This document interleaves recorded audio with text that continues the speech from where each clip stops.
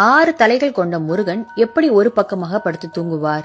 படித்ததில் பிடித்த பதிவு கேளுங்க. தி.க. எம்.ஆர். ராதாவை தலைகுனிய வைத்த யோசிக்க வைத்த திருமுருக கிருபானந்த வாரியாரின் சுவாமிகள் பதிவு இது. கிருபானந்த வாரியார் திருமணம் ஒன்றிற்கு தலைமை தாங்க சென்றிருந்தார். அங்கே நடிகவேல் எம்.ஆர். ராதாவும் வந்திருந்தார்.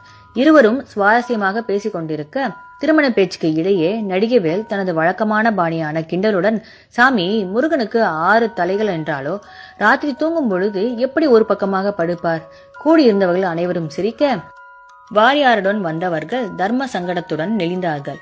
வாரியார் புன்சிரிப்புடன் திருமண ஏற்பாடுகளை பார்த்து கொண்டு இருந்த மணமக்களின் தந்தையரை அழைத்து அவரிடம் கேட்டார், நேத்து தூங்குனீங்களா? அவர்கள் இருவரும் இன்னைக்கு கல்யாணத்தை வச்சுக்கிட்டு எங்க சாமி தூங்குறது என்றார்கள்.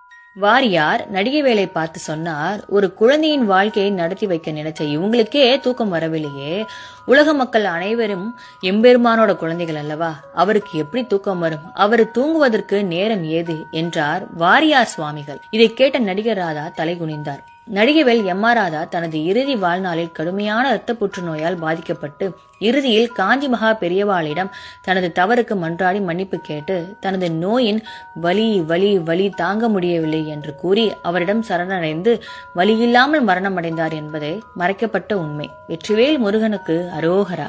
உங்களுக்கு இந்த பதிவு பிடிச்சிருக்கா?